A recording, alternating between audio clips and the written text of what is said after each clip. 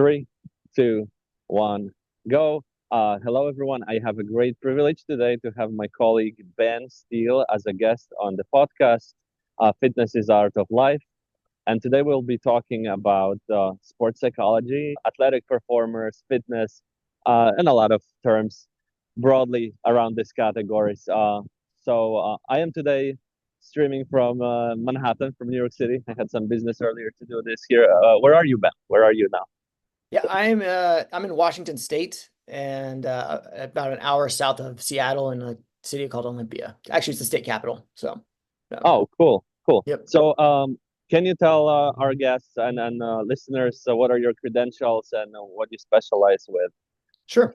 Yeah, I got my doctorate in sports and performance psychology with a emphasis on mental health counseling. So I am a licensed mental health therapist in Washington State. And I'm a certified mental performance consultant through an organization called the Association of Applied Sports Psychology. So a lot of big words, things like that. But basically, I have training and certifications, licensures in both mental health counseling and then also sports specific performance kind of mental issues. So, Wow, wow, yeah. that's Um, awesome. Okay, so I'll start with I don't know, maybe it's a little tricky question, but so it's kind of like well understood that sport and performance fitness is improving mental health. So I mhm. wonder if you work with athletes, do they have better mental health? Oh, yeah, that's a great question. That's like a very uh we're just jumping right into the deep end here because um there certainly are elements where I think physical fitness and health can improve mental fitness and wellness and health.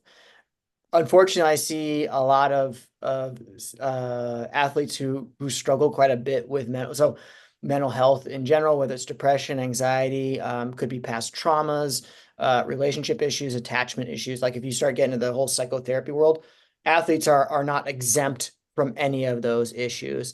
And I think actually the higher you go up, generally when we get to the kind of upper echelons of excellence, whether you are a baseball player or a dancer or whatever your kind of performance field is, if you want to be the best at what you do, generally there's some kind of imbalance or probably some kind of unhealth mentally, emotionally, spiritually going on for you in some way. So, Interesting. But would you yeah. say that athletes are more resilient? I think that would be more fitting answer, I guess, right? Mm. Yeah, I mean, I think to be good at your sport, yeah, you have to have some level of resilience. Otherwise, you probably would have washed out long ago, right? So there's something that's keeping you driven and motivated and sticking with your pursuit because ultimately we're all going to face setbacks. That's part of what I work with is a setback, whether it's a loss, an injury, an illness, death of a loved one, betrayal by a team. Like there's all kinds of things that a performer or an athlete is going to go through and experience. And for them to be able to kind of continue to pursue the goal in spite of all those setbacks. I mean, if you just take it back, you step back for a second, sports is about we are developing rules and games to overcome setbacks, right? I Mm. mean, like I'm intentionally like soccer. I'm going to take my hands out of the equation so I can only use other parts of my body to score a goal in the net. I'm making it harder on myself to get the ball in the net, right? So that's like inherent with in all of sport is I'm choosing a hard road. I'm making it harder on myself to kind of address what are potential setbacks. Can you speak to the benefits of exercising, like putting the mental troubles and the challenges that people go through, just the benefits of sports on the mental health, or maybe the how it facilitates battling depression and stuff like that? Because those I think people are quite aware of this, but maybe not everyone. And I read somewhere, and maybe you can confirm that or say it's not true, but I read somewhere this information that exercising has more benefits, stronger than any known antidepressant because it has a complex effect on the mental health, as where antidepressants can fix only one thing or one chemical or one something like that, and exercises Sure. address the multitude of venues. Yeah, I mean, I could see how if you're going to take like a selective serotonin re-up intake inhibitor, an SSRI, for instance, for like an anxiety or depression, that's specifically addressing serotonin as a neurochemical, right? It's one of the chemicals that's important for our overall mood and satisfaction and wellness, but it's one thing, right? And when you are getting into sport or any kind of physical activity, there are other neurochemicals being released, whether it's certainly dopamine along with serotonin, adrenaline, cortisol. There's like a more of a maybe a robust response that your body is taking. There's actually, I'll just kind of note this book because it goes really deep into the benefits of physical activity. Some of the things you're speaking to. It's a book, and the name is called Spark. And I think there's two authors, co-authors. I know one of them is, I think the co-author's name is Dr. John Ratey, Ratay, I believe. But they do a lot of presenting really good, robust evidence of how exercise is beneficial physically. Actually, there's a lot of good cognitive benefits. So one of the studies they followed were a group of high school students in the Chicagoland area who did exercise in the morning before going to school and how that improved test scores, mood, a whole host of physical markers, even more so than, getting an additional half an hour of sleep versus, Mm. say.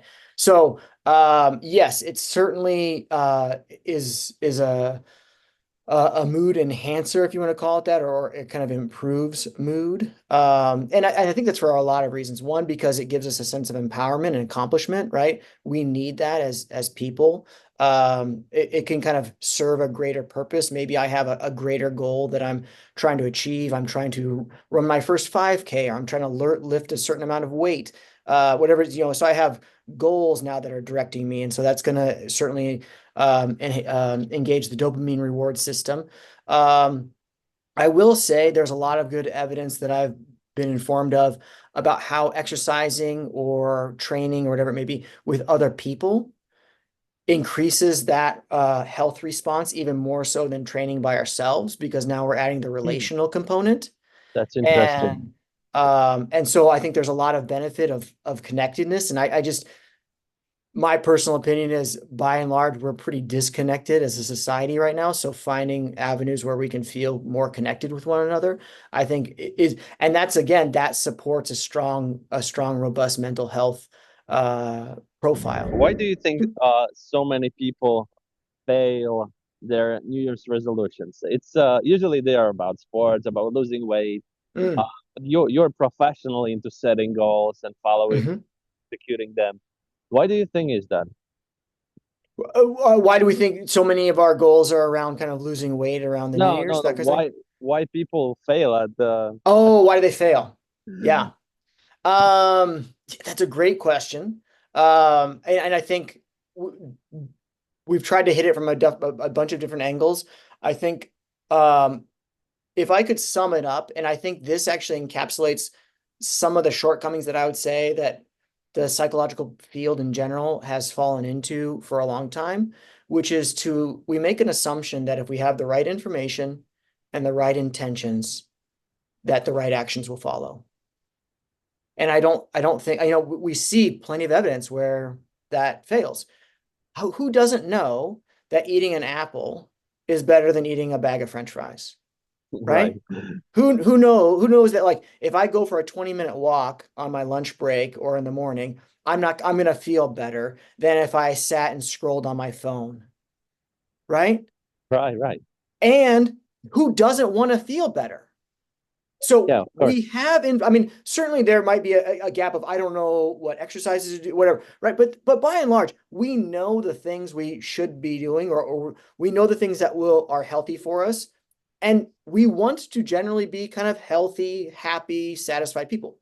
Those two things we have, and yet we still see that there's a gap, right? So that in itself, I think, is plenty of information to show us that the assumption that with the right information, the right intentions, we can just do the right things, right? So what's lacking? What's missing? And I'll just kind of throw this back on you. Do you have a sense of like what you feel like besides the right kinds of intentions and the right kinds of information a person needs in order to change? I can tell you one thing I noticed with people I know and I worked with is a lot of people have this mentality that they do everything or nothing. Hmm. And when they fall into some shortcomings, let's say, oh, that's a typical thing. Like, let's say somebody works at the office and they go to the gym, they hire a trainer and whatnot, right? Yep. And they do diet perfectly for 4 days. On the fifth day, on Friday, somebody has birthday, bring the cakes to the office. Yep. And they feel like shy, maybe embarrassed. They don't want to reject that. So they eat the cake and they're like, I didn't follow it 100%. Yep. Therefore, my whole plan is nothing, it's garbage, and it go out the Yep. window. And this is very typical. I found it like a lot, actually. Yep. Yeah, that all or nothing, that black and white thinking from the cognitive behavioral side of things, that would be identified as an irrational thing that absolutely I think people fall into. The And then bringing up, go yeah, and ahead. then they are go like, so I ate that cake, so my diet didn't work. Therefore, tonight I eat fries and pizza on the weekend and a couple drinks, Yep. and it just totally derails. So, Yep. do you have any advice on that, or maybe a little knowledge, educational Sure. statement about this? Yep. Well, I mean, yeah, I mean, one is just kind of challenging that black and white thinking right Hmm. off the bat of it. I mean, if I didn't hold to my diet or my workout training plan perfectly, does that mean I'm like a complete and utter failure? Hmm. Absolutely not. Absolutely not. Right?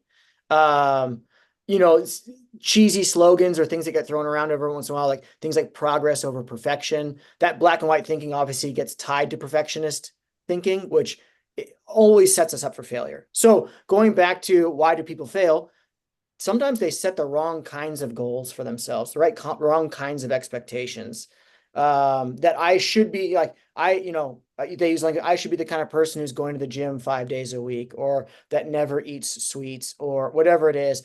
And they kind of take these really strict stances that doesn't allow for flexibility. And so then they set themselves up for failure. They fail. That reinforces a narrative that they can't do this, or that this doesn't work for me, or I'll never, right? We start throwing around those kind of phrases that heaps on shame, or that Yes. reveals the shame. And shame never, I have never seen an example where shame has like, um, encouraged like personal growth, Mm. or more satisfaction in the kind of persons that we are, or moving towards the goals that we want, right?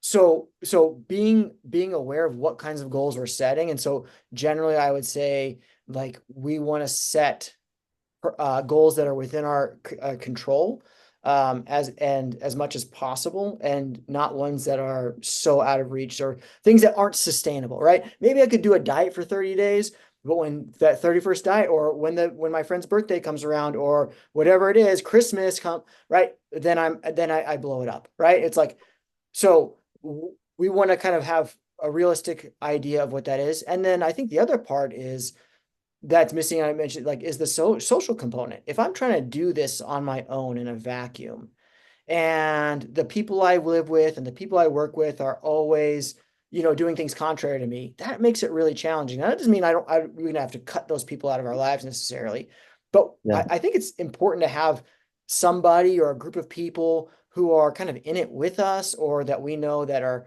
checking in with us, or just, um, so that it's not just me doing it alone.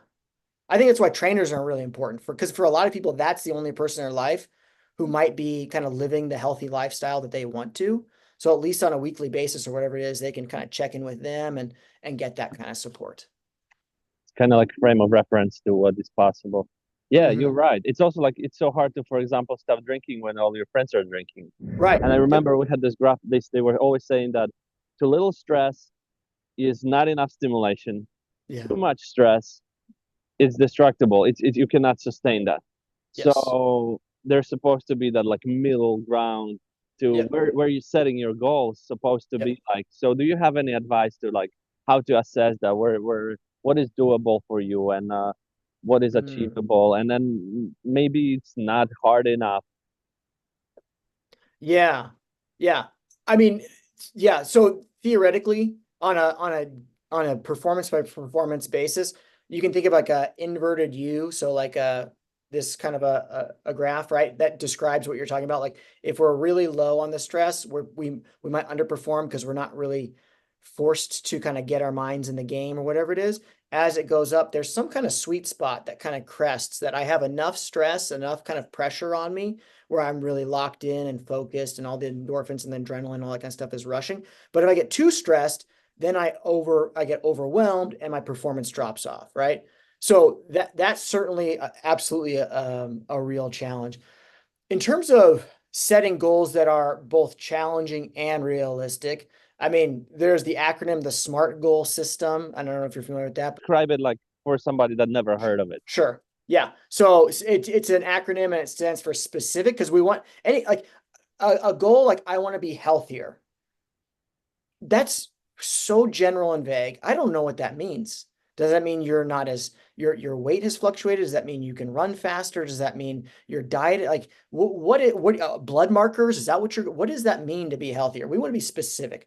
And if that's I want to, change I want to run a mile in 7 minutes, or I want to be able to bench press 200 pounds, right? At least it's specific. So, and that leads to then the M, measurable. Can I measure progress? Right?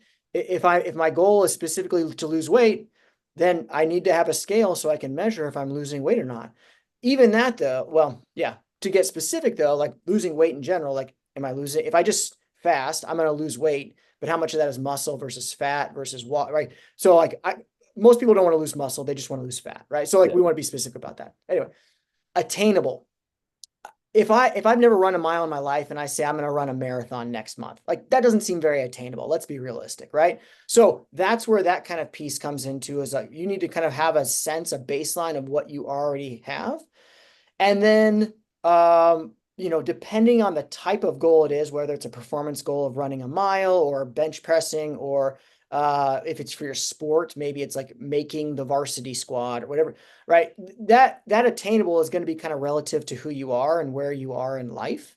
But to your kind of like your concern about if it's too hard or not hard enough, um, I would always say that in general that health is we need to take the marathon approach, we need to take the long-term approach. And so if I start off, it's almost always going to be better for me to start off too slow than too fast, right? if Okay. i if, if my goal is to get healthy and that means I go for one walk 1 day a week for 20 minutes and I just get into that habit for like a month or two and then I build in another day, honestly, it might feel kind of slow, but that's probably more sustainable than I'm going to do 5 days a week and then after a week realize that's too much and then have to drop down, Hmm. right? Real So like real good progress tends to be slow and and kind of minute or small in detail. And I think that's where a lot of people get tripped up because they want it all right now. right. We want to be running. We don't want to have to walk. We want to be,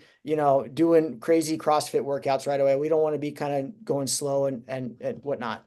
And that kind of then trips back into the all or nothing and that kind of defeat and perfectionism. So in general, yeah, maybe some people are kind of a little bit too cautious with their goals, but I think most people, especially if they're frustrated or want to make change, are more likely to kind of over-index on too challenging of a goal too quickly, and that's Yeah. going to set themselves for defeat. Yeah, and they get discouraged quickly because of Yeah, that. yeah, So would that be if I would propose two approaches? One would be baby steps, the other one no pain, no gain. yeah. The baby steps would be just more practical in a way. I think so. I mean, Would you apply that yeah. the same to professional athletes, or that they have their own set of rules? And It depends on, yeah, I mean, it depends on what kinds of changes or challenges they're trying to face. Um, but yeah, especially at the upper echelons, we know that like an Olympic weightlifter might train for a year to put on 5 or 10 pounds on a certain lift, right? Because they've already kind of reached so much of their potential that they're really just grinding and working for that last 1, 2, 3% of what their bodies are capable of. So in yeah, that case, then we really need to be kind of realistic and very kind of honest with how much growth can you actually have in this capacity, because you've squeezed just about all you can out of your kind of capacity, but we're going to get a little bit more out, right? but we're not putting 50 pounds on or something like that. If they've been Yeah. training seriously for a long time. I wanted to talk to you about the motivation because that is something that I think a lot of athletes struggle with, even like amateur athletes, because sport is a very repetitive thing. Hmm. And going over the same practices, the same routines for months, sometimes for years, can be very discouraging to people. So, Hmm. how do you talk to your clients about this burnout, Yeah, basically, and motivation? sure. Um, so starting with the kind of the motivation, in working with an athlete, specifically when I'm doing one-on-ones with athletes, I always need to kind of know where they're coming from and what got them into their sport. Why are they pursuing it? Why is that meaningful to them? I kind of need to know where they're coming from and what's important to them Hmm. before I do any kind of specific work and like, hey, how do we kind of help keep you in it? But once we get that established, um, then it's a couple of things. I think one thing is really continuing to just come back to them and say, why is it worth you showing up day after day when you're sore, when you're tired, when there's other things you could be doing? Let's keep that end goal in mind and fresh and present as we're going into these workouts or in these exercises. Mm. The other thing that I think is really powerful is how, and this kind of actually comes more from the philosophy part of at least my training, because I have some experience in a master's degree with philosophy, um, is how habit formation and choices lead to a certain kind of character in person. And so Mm. Oh, that's important. I call these like identity goals. And so for the athlete who's struggling, like who's, through all of this, who is the kind of person that you want to be? And Mm.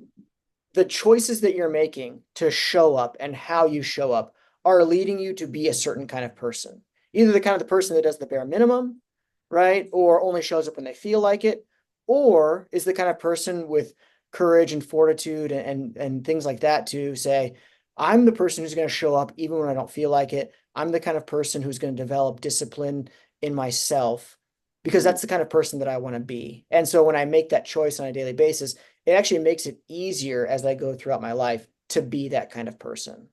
Practicing certain virtues eventually becomes your character. Yeah, yeah. I mean, in philosophical terms, it becomes like second nature in a sense, right? Or I like an image of kind of like a groove that's worn into a path, right? So you can still make other choices. It doesn't like it's not deterministic. You're not robotic at that point. You still have free will. But if I'm the kind of person who every day just gets up and goes for a run, then it does make it in a sense easier for me to just continue that habit and be that kind of a guy, right? Mm. And so And that even would for, also work in the negative terms, like if you're the person who doesn't show up on the training yep, or who comes late or unprepared, that's yep, eventually also becomes your habit, right? absolutely. Yep. Yeah. And for people who are just, you're asking about athletes, but for those getting started, I think that's a big thing for them to have to overcome and then we need to be honest, like we need to do some really hard, clear, honest work, like look in the mirror. Who have you been for X amount of years? This isn't who you Hmm. want to be anymore. We need to get really clear and get a really good picture of who I want to be. And then to start to decide what are the kind of choices that that person makes Mm. and have that inform how I change when I go to bed, how I change who I hang out with, how I change how I spend my free time. Right, it's going to start to encapsulate a lot of things, but ultimately with that foundational or core identity of I'm the kind of person who prioritizes my health, whereas in the past I was the person who prioritized, I don't know, other whatever the other things are, other things. I think that's very important because there's not much talk about character anymore. It's all about the results. It's about what is your score, what is your whatever. Yep. Numbers are important, stats are important, but Yep. character, it's not really spoken about that much. I had a chance to talk to Phil Heath, Hmm. the bodybuilder, and I asked him like about the burnout, and he told me that he always in his career he always come back to his purpose. What was his purpose in the beginning with? and that was kind of driving him Yeah. towards harder work and uh, and and just not giving up. And then Yep. he also mentioned something else that I found very profound. He said it's also how what you do can help others. So if you become something that you want to become, Yep. how it's going to change you in a person who can influence your environment, circle of Yep. friends, or even broader circle. Like he's super popular. He has like Sure. fans all over the country and the world. Yep. So people are inspired by him all over the world. And yeah, that was very profound what he said about that. I think that's like really powerful to connect both kind of an individual. He has his own goals in terms of his bodybuilding and performance and competition, right? But then to be able to kind of connect that or marry that to how my pursuit can serve the greater good, right? That's a Hmm. very powerful, robust, compelling story that people are gonna wanna buy into. So whether it's just, for the average person, I want to be healthier so that I can play with my kids, or so that I can be around when I have grandkids, or that I can go on walks with my neighbors, or right. It doesn't have to be I want to be a million person Instagram follow, influencer kind of like it doesn't need to Yeah, be that grand scale. It could just be my own family, my own neighborhood, my own community. We can think, but how are my choices and my pursuits also connected to serving or improving the lives of others? I mean, that really is kind of at the heart of so much of a satisfying life, I think. yeah. And like you said, it can be on such a broad range of desires. I have a friend of mine who is he's also a bodybuilder. He's a natural bodybuilder, and he just told me last week had this conversation. I asked him like, what makes you so motivated to train? He trains so hard. He's an Hmm. amazing athlete, and he's in his 50s already. So I'm very very inspired by his sportsmanship. And I said like, what gets you doing this? And he said like my kids. Like he said, I have three kids and he said, like, I don't want to be a hero. I want to be their hero. And I was Yep. like, this is great. This is Yep. amazing. So he wants to be a hero for his three kids. Yep. And they look up to him. I can see that. Yep. So yeah. And the amount of times I hear from like a professional athlete who will say things like, when I get home from work, my kids don't really care if I scored the game-winning touchdown or I dropped the ball. They don't really care if I, whatever it is. They care if I come home and I'm like willing to play with them or sit and read a book with them or like, right? So then I think from that perspective, it also gives us like a healthy distinguish that like I am more than just my sport, particularly for those like high level athletes or people who want to be high Mm, level athletes. We can I was just talking about identity goals, but we can over identify and just say, I'm only a basketball player, or I'm only a bodybuilder, or I'm only, a gymnast. mm, And ultimately, I think it's kind of narrow sided. It kind of like reduces us in a way that's not healthy. And so whether it's friendships or family or whatever else you've got, we want to actually have a robust life that actually guards against some of the challenges that high level athletes can face. Because if if all of my worth is built into whether I hit this next home run or if I score the game-winning basket or whatever, that's so much pressure that arc that we talked about a little bit ago. It's more likely we're going to get pushed over the edge, and it's going to be it's going to be overwhelming for us. But if I know that I've got people who love me and support me and friends who care about me, just not for what I do, but for who I am and things like that, that actually can allow me to be in the right mental state so that I can actually perform at my best. do you work with a lot of burnout with your clients? Um, it kind of ebbs and flows, I obviously depending on the nature of the sport and kind of where they're at. There are parts of their season where it's more likely that's going to happen. Um, and and so yeah, I mean it does come up from time to time for sure. Yeah. Yeah.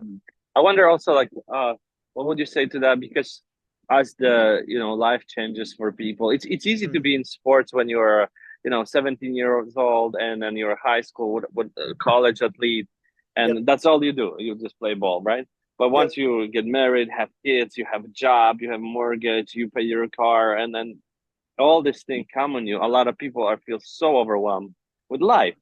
They're Yep. like, oh, I don't find time for myself. I don't find time for these things, and that's also the part I think of them giving up. I'm talking about like general population. Well, I'll say for me, when I knew I was going into this field of like counseling and therapy and psychology and sports, um, I would say I already had kind of a healthy habit of exercising, but I knew that for me to be able to show up for other people, to give them my full attention, like for me to be my best self for them, that I knew that exercising on some kind of a regular basis was a must.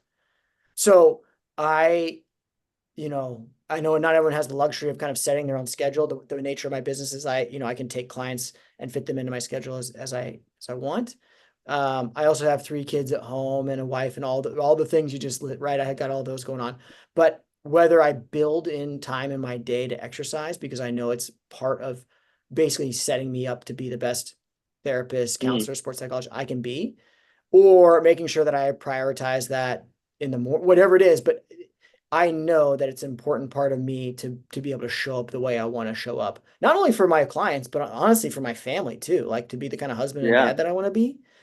And I know so many people feel like it's selfish, like I should be spending like, and I get that, but I don't know a single person who wouldn't trade, even, you go to the gym for 45 minutes, whatever it is, and if that allows you to be more present and engaged when you do get home, as opposed to I'm burned out, checked out on my phone, kids are running around, but dad's basically, or mom's not, right? I don't know anybody who wouldn't take that trade-off. Give me 45 minutes to mm, go work out myself so that I can actually be engaged and like fun and whatever I need to be as a parent, as a spouse, as opposed to, yeah, I'll give you the extra 45 minutes. But to be honest, it's a crappy 45 minutes. I'm sitting on the couch, checked out, like, don't talk to me. Like, right. That's not any better. we definitely sometimes forget that this is not taking away our energy. It's actually centering us, that our Mhm. energy can be used better for others and for our goals and everything. Yep. There will be some people who are like fitness instructors, personal trainers who's gonna be watching this and listening. How would you maybe advise to these professions? Because again, it's the same like being on the other end with athlete. Like you constantly giving the same exercises, the same routines, working with the same problems. Uh-huh. How for them to stay inspired in their line of work? Anytime that our jobs, I find a lot of jobs where we're working with people as opposed to a plumber or construction worker or even like a hairdresser, whatever, where we can see like actual progress. Hey, I fixed this plumbing issue or I built a house, whatever, right? When we're working with people and it kind of ebbs and flows, and sometimes they're having a good day or a bad day, or right, all that it does really come down to I keep like a personal kind of wins journal, I call it. And it's just a Word document that I have kind of running, that when I get those small wins, when somebody kind of shows up and says, hey, you know what? Been really thinking about what you said there, and it's led me to make this decision. And it might not be the biggest kind of change in their life, but they've made some kind of small but significant improvement. I note that. I write that down. And then from time to time I go back and I read through that. Hmm. The nature of my work where it's pretty confidential. I'm not out there, like I don't really talk to other people about what goes on in my sessions with people. So that's a little isolating.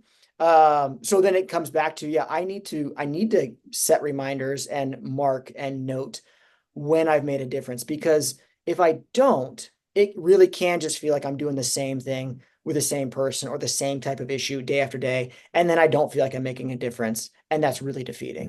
And in terms of delivering to the clients, Hmm. would you say anything to how to be constantly inspiring? Or because this is the Hmm. type of a job that whether you're a coach or trainer, instructor, you have to constantly deliver because people, they are coming to you, Yep. to this type of professional because they don't have it themselves. Yes. They're seeking that. It's not just the training plan that they're looking for, right? Yep. They, Yep. they they need that inspiration, maybe pep talk, maybe something that gets them going.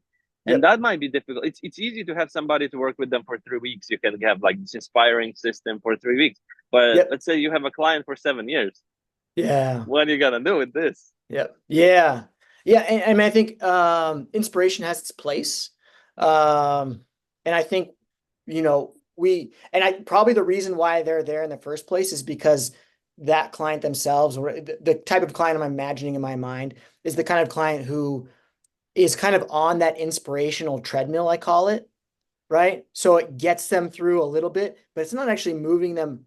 It's not developing that habit, that character that we talked about to be the kinds of people who own it themselves, right? So as much as we can, hey, you know what? An inspirational quote from time to time, or hey, you know, whatever it is, a pep talk, that can be great. But I think we actually need to focus a lot more on how am I empowering this person so that they feel and believe they can start doing this on their own, right? Oh, wow. For Yeah. you know, I think I mean, like a good personal trainer should be trying to work themselves out of a job, right? Mm, I'm going to work with you and teach you, and it's not just again about proper technique on a squat or whatever it is. It is about how do I get you to believe that and get you the support system you need, friends, whoever it is in a community, so that you can do this on your own, right? mm. Yeah, I like that. So we want to be focusing on how do I help you feel like you can be disciplined? How do I help you so that you can believe that you don't need me to hold your hand through these workouts? And then to be honest, like if they're the kind of person's like, listen, I don't want that. I just want you to tell me what to do day in and day out. Then as a trainer or whatever, a coach, whatever it is, then you need to be honest with yourself and say, is this the kind of person I that that inspires me to work out or that motivates me or gets my juices going. And if Yeah. not, then you need to be discerning about that might not be the person for me to work with. Maybe you need somebody else. You said that it's so important to have that factor that you create some community in a way with the, let's say when you exercise, right? When you have like a Mhm. partner, or let's say you have a coach or a mentor in it. Can you speak to the importance of being that person who is partnering up with you on this, setting you and then committing to the goals and achieving them and all that? Yeah. I mean, part of it, I mean, there's different ways to go about it. Um, you can just kind of find, I mean, depending on the friendships that you have, and that's a whole other kind of like, man, do you have friends? Like, I mean, like that's a real thing for a lot of people. They might not feel like, but it might just kind of be through the friends that you tend to have. They might be into that kind of thing too. It might just be, you know, people you run into at the gym or whatnot. Part of it's especially I think our society is set up in a way right now, and not intentionally, but just the way it's developed, that it's harder for adults to like develop these types of relationships.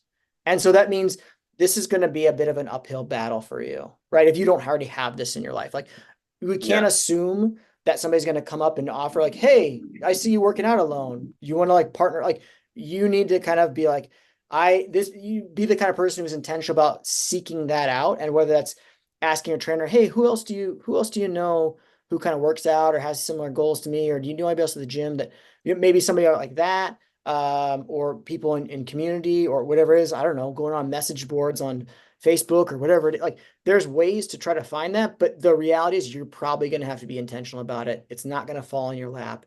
And then on the other side is, yeah, if you're that kind of person who already has some of that discipline and is that kind of thing, then to the extent that you are willing to be open to inviting somebody into a workout or just being friendly or whatever it may be, is keep your eyes open and be intentional on that end of things, right? Can sport become an addiction? Over identifying with your sport, that can be unhealthy. That, I mean, like whether you want to call it an official like diagnosable addiction or not, I mean, I don't think I don't know of the evidence or the research out there, but it certainly overtraining for body dysmorphia type issues, that is a factor, certainly. Um, so yeah, if you are if you're exercising or athletics is no longer what do I want to say about addiction? I guess one of the ways I've heard addiction described is that it's a reduction and narrowing of the things that bring you satisfaction and pleasure. And so, like, Interesting. if you're recognizing that the only thing that I get satisfaction out of is when I play sport, and it's not when I spend time with friends or when I, you know, have time with family or what other hobbies or things in my life. If I had a spiritual life and that's not, if everything else is kind of getting taken away and the only thing that I enjoy now is sport, that's whether you want to call it a true addiction or not, that's certainly probably That's um, the an marks of it. issue. Yeah. Yep. Some guy was asking Olympic athletes if they were given, let's say, steroids or other chemicals that would make them to win the Olympic medal, Yep. but they would die as a consequence of it, like let's say a year later or something. Like Right. a crazy number of them, they said that they would do anything Yep. just to win the medal. Like, Yep. what does that tell you? The goal of getting the gold medal, the goal of standing on the podium, the goal of whatever that kind of their image is, has become all consuming. And there's actually a really interesting documentary that was put out probably 5, 10 years, maybe not 10, maybe 5 or anyway, years ago or so, called The Weight of Gold. And I think HBO was the producer of it, but it followed people like Michael Phelps and a lot of Olympic athletes of like, now that the games are over, what now? Right? So many people are just thinking like, I will do anything to get to the games, to get to the championship, to get, and they have zero image or vision for their life afterwards. Maybe they just think it's kind of the Disney, they ride off into the sunset and live happily ever after kind of image, or they don't care, or whatever it is. But there's no forethought of, okay, now that I either my body won't allow me to, or the games are over, or whatever it is, this is over. What now? And because so much of their attention and focus and energy for so long and their value has been put into improving and getting better at their sport, that they've never taken the time or the energy, the effort, or never been encouraged by other people to actually think, hey, this isn't a forever thing, right? Athletes, you can't be an athlete, a high level athlete forever. What now, right? So there's and that's another part of the work that I'm trained to do and work through is like, hey, both as an athlete, how do we kind of build that in now so we don't have to deal with that so much later? But then if you haven't done that, what do we do now? Wow. Yeah. Yeah. I know you have to go, Ben. Yep. I just want to say thank you for Yeah. all your wisdom, experience, expertise. That was amazing interview with you. I Yeah. honestly have a lot more questions, but Sure. Maybe we can do maybe this again. This is maybe we happy. can do this again. But Yeah. yeah, that was phenomenal. You Yeah. definitely have a lot of experience and Yeah. knowledge in this Yeah. field. So thank you so much. Yeah, and I'll just say, if anybody has any questions or is interested, obviously, in working with me, you can, my website is theexaminedlifecounseling.com. You can find me there. My email is ben@theexaminedlifecounseling.com. You can email me, reach out to me, Instagram, The Examined Life Counseling. So anyway, you can find me and happy to connect. So, Absolutely. Yes, yeah, I'll be passing that information along. yep, Thank you, Ben. yep. All right. Good to be with you. Have a good day.